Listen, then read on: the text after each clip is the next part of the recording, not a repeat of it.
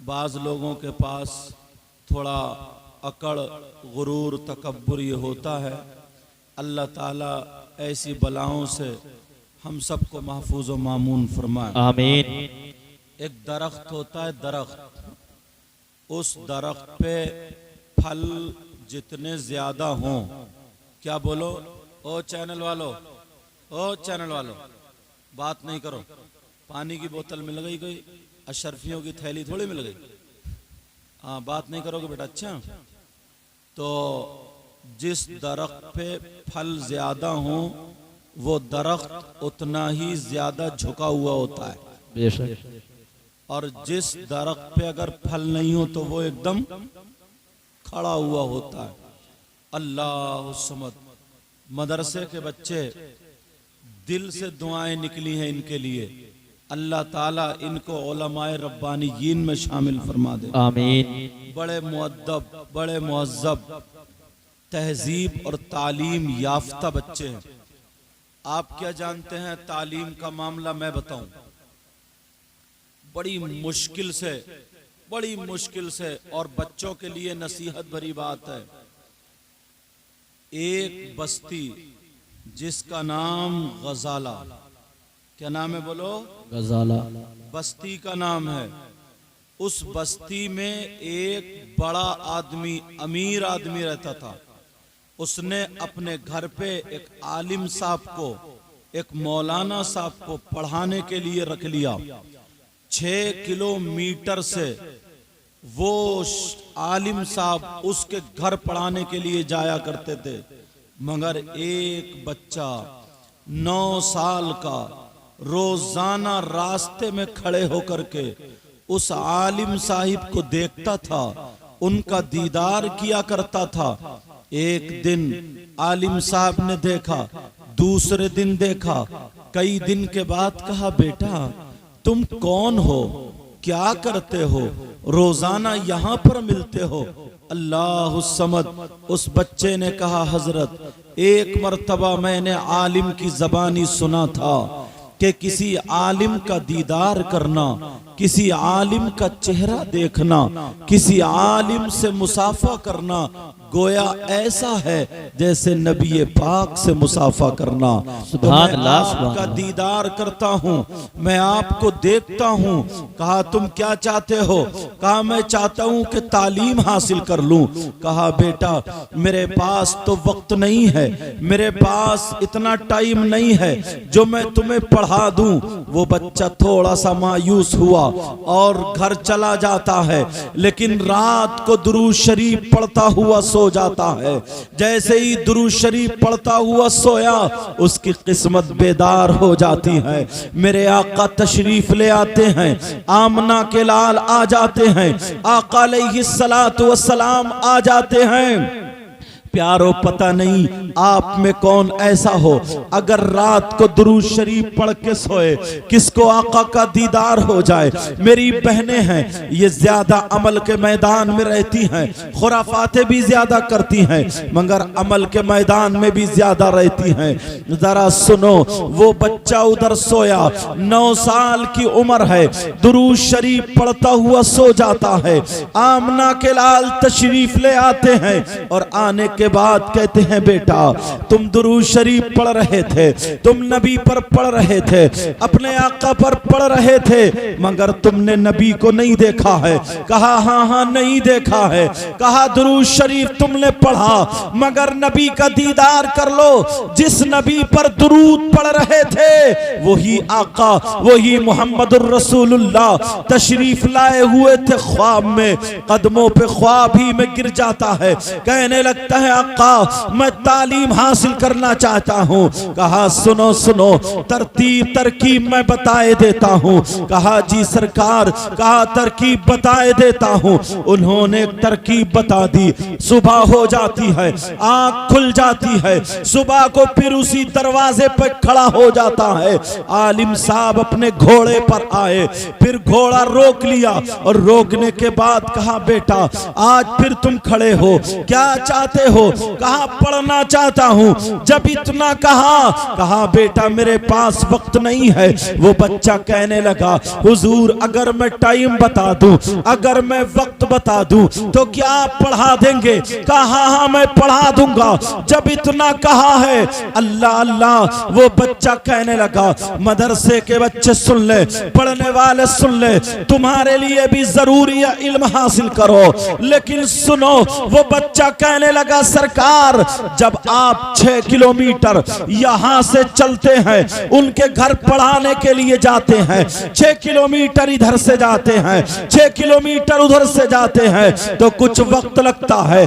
आप अपने घोड़े पे बैठे रहना और मैं आपके घोड़े की बराबर में पैदल दौड़ता हुआ चला करूंगा। इसी सफर में आप मुझे पढ़ा देना, मैं सवाल किया करूंगा, आप मुझे जवाब दे देना।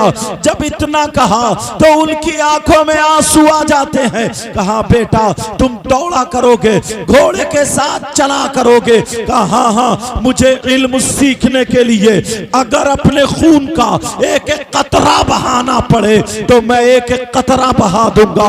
अगर इल्म सीखने के लिए मुझे अपनी सांसें देनी पड़े तो मैं अपनी सांसें दे दूंगा। कुछ भी करना पड़े, भूखे अगर एक टाइम रहना पड़े तो मैं रह लूंगा।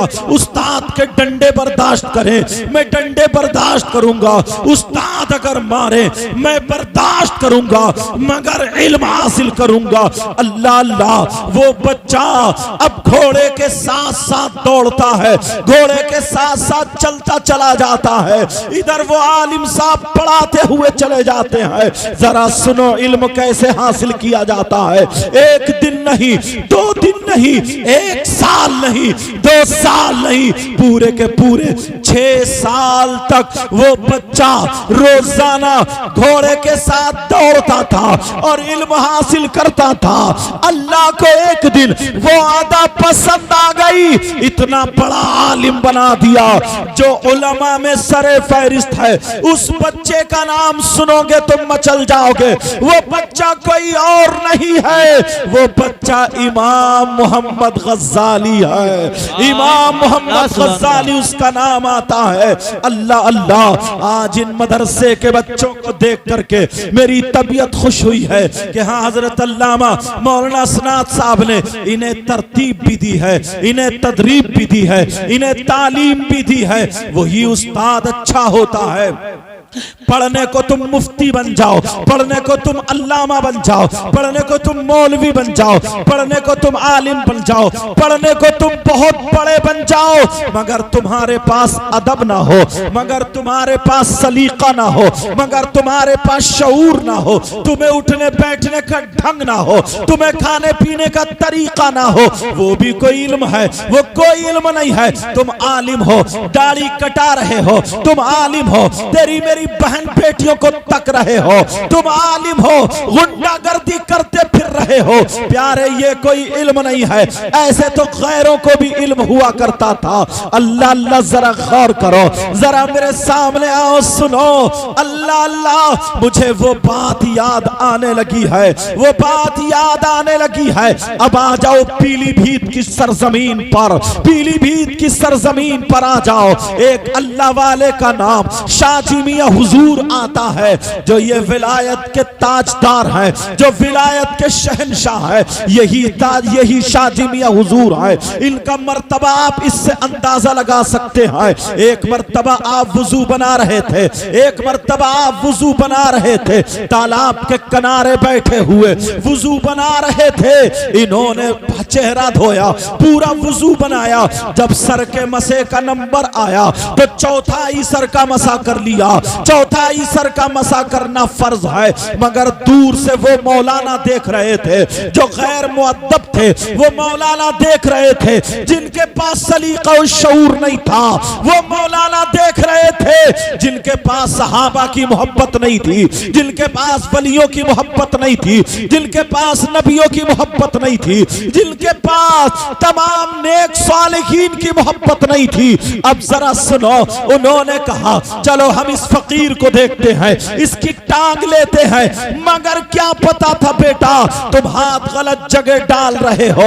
वो दोनों आ जाते हैं, दौड़ते हुए आ जाते हैं। शाजी मियां हुजूर दूर जा सकते थे मगर नहीं गए, वुजू बना करके वहीं पर बैठ जाते हैं। और जैसे ही शाजी मियां हुजूर बैठते हैं, अल्लाह अल्लाह, जब वो दोनों बेअदब मौलाना करीब आते हैं, वो दोनों सहाबा से मोहब्बत ना करने वाले मौलाना करीब आते हैं, अभी उन्होंने जबान खोली नहीं है, अभी उन्होंने कुछ बोली नहीं है, मगर इस अल्लाह वाले ने, अल्लाह अल्लाह, इस अल्लाह वाले ने अपने सर को यहां से पकड़ा और पकड़ने के बाद कहा ला इलाहा इल्लल्लाह इल्लल्लाह इल्लल्लाह इल्लल्लाह कह करके अपने सर को यहां गर्दन से अलग कर लिया। अलग करने के बाद इन्होंने तालाब में गोता दिया, फिर कहा ला इलाहा इल्लल्लाह, फिर तालाब में गोता दिया, फिर कहा ला इलाहा इल्लल्लाह, फिर तालाब में गोता दिया। 3 मर्तबा गोता देने के बाद सर पे रख लिया और सर पे रखने के बाद अल्लाह अल्लाह, जैसे ही सर पे रखा कहने लगे मोहम्मद रसूलुल्लाह। बोले मौलाना अरे अब तो मसा हो गया होगा, इसको तो गुस्ल बोलते हैं, ये तो गुस्ल हो गया है, आज के बाद किसी की भी बेअदबी नहीं होनी चाहिए। आज के बाद तुम्हारे अंदर जो इल्म का गुरूर है, जो तकब्बुर है, सीने के अंदर बुत लिए फिर रहे हो, इसको नीचे गिरा देना, इसे पांवों से मल देना।